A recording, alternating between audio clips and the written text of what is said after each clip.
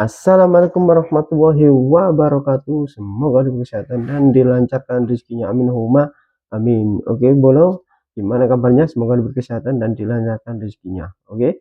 Nah, di kesempatan kali ini saya membahas timnas Indonesia U17 di bawah asuhan pelatih Coach Nova Arianto, di mana pertandingan pertama melawan Korea Selatan ya semalam alhasil Indonesia mampu mengalahkan perlawanan dari Korea Selatan. Nah, untuk permainannya ya, kalau saya melihat permainannya memang Indonesia banyak diborbardir oleh timnas Korsel ya. Dengan banyaknya serangan dari Korea Selatan hampir saja mencetak gol, sayang masih menyentuh tiang gawang dan banyak sekali peluang dari Korea Selatan yang mampu membuat kocar-kacir tim dari timnas Indonesia di lini belakang. Cuma ya, alhamdulillah pemain belakang bisa konsentrasi dan bisa mempertahankan untuk tidak kebobolan di pertandingan itu. Dan saya melihat juga ada satu peluang emas di mana striker dari timnas Indonesia di menit ke-17 kalau tidak salah itu ya, di mana berhadapan satu lawan satu dengan kiper Korea Selatan. Cuman nah butuh ketenangan dari striker kita ya, memang seharusnya ya langsung ditendang. Cuman kalau kita melihat ya memang untuk segi permainan ya memang Indonesia kalah jauh ya kalau saya melihat, tapi memang counter attack dari Indonesia ini untuk bisa mengimbangi dari timnas Korea Selatan, memang ini perlu ya strategi yang diperagakan oleh Coach Nova ini memang perlu ya, di mana Indonesia kalau seandainya main terbuka ya bukan tidak mungkin Indonesia bisa kemasukan lebih dari satu gol, bahkan bisa 4 gol atau berapa, di mana peluang-peluang banyak sekali dari Korea Selatan. Indonesia hanya mampu mencatatkan beberapa peluang saja, dan salah satunya peluang emas yang tidak bisa menjadikan gol, tidak bisa dikonversikan menjadi gol oleh striker dari timnas Indonesia U17. Nah, saya melihat ya permainan memang lebih dominan di pertahanan, tapi memang Indonesia memang harus melakukan permainan strategi seperti ini, di mana Indonesia ya pastinya kalah jauh kalau dibandingkan dengan tim nasional Asia lainnya ya, di mana tim nasional kita ya kalau menggunakan total football ya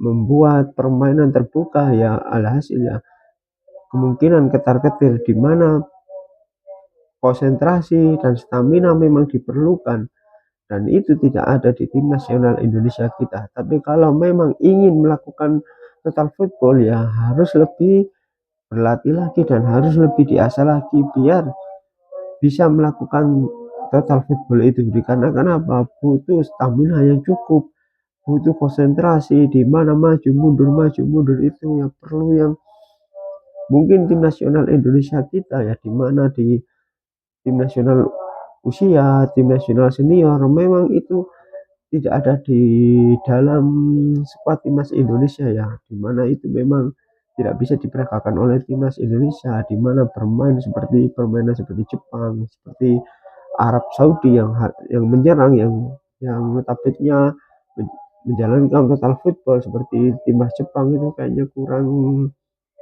efektif ya. Nah, di mana tim nasional Indonesia kalau menggunakan strategi ini, alhasil kalau tidak imbang juga bisa menang. Maksudnya itu bisa mengimbangi, di mana Indonesia lebih dominan untuk bertahan dan melakukan counter attack. Nah, memang permainan ini cukup efektif ya, efektif di mana permainan ini selalu diperagakan oleh Coach Sintayong waktu masih melatih timnas Indonesia, dan alhasil Nova Arianto sebagai asisten pelatih mungkin menimba ilmu dari Coach Sintayong, dan memang perlu digunakan strategi ini ya, di mana Indonesia senior kemarin menggunakan total football, di mana pertandingan pertama pas waktu itu pertama kali dilatih oleh Coach Patrick Kluivert, yang alhasil Indonesia harus dikalahkan oleh Australia dengan skor yang sangat telak ya, dengan skor 5-1 kalau waktu itu ya, menggunakan permainan terbuka total football. Lah ini konsentrasi Indonesia memang kurang, menurut saya pribadi memang kurang konsentrasi dan stamina itu cukup menguras. Jadi memang di pertandingan kedua kemarin Indonesia melakukan counter attack, melakukan permainan seperti biasanya dengan 3 back. Nah, alhasil Indonesia bisa mengalahkan Bahrain dengan skor memang skor tipis tapi banyak peluang juga Indonesia bahkan mendapatkan 2 peluang. Nah, ini cukup meyakinkan di mana tim nasional Indonesia kita memang strategi ini yang sangat cocok dan strategi inilah yang sudah melekat di tim nasional kita. Bahkan tim nasional di usia, tim nasional senior, tim nasional U23, pokoknya kalau menggunakan strategi ini ya, alhasil Indonesia bisa mengimbangi tim-tim kuat di Asia ini ya. Karena kita sudah memasuki Asia lagi ya, bukan di Asia Tenggara. Jadi memang perlu konsentrasi dan ini bukan permainan uji coba atau permainan apa, tapi ini sudah kompetisi dan ini sudah harus menggunakan dan benar-benar bisa melakukan pertandingan dengan sangat baik ya, karena ini bukan uji coba.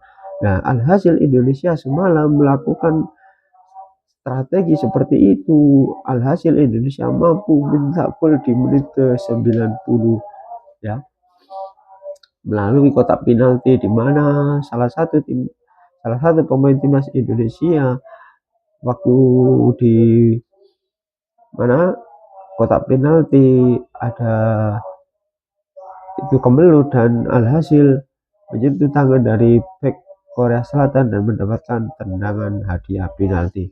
Dan hasil sebagai algojo tim nasional Indonesia hampir saja bisa ditepis tapi alhasil Indonesia mampu mencetak gol dari bola muntah. Dan alhasil Indonesia saat ini bertengger di peringkat kedua di mana Indonesia kalah selisih gol ya, di mana yang di peringkat pertama mampu mengalahkan dengan skor 2-0 dan Indonesia 1-0. Jadi Indonesia hanya butuh satu langkah lagi untuk bisa lolos otomatis ke Piala Dunia ya. Jadi Indonesia harus bisa mengalahkan satu lawan lagi dan alhasil Indonesia bisa dapat satu tiket untuk lolos ke Piala Dunia. Kalau seandainya Indonesia bisa menang dan Indonesia bisa berkiprah ke Piala Dunia U17 di tahun nanti ya.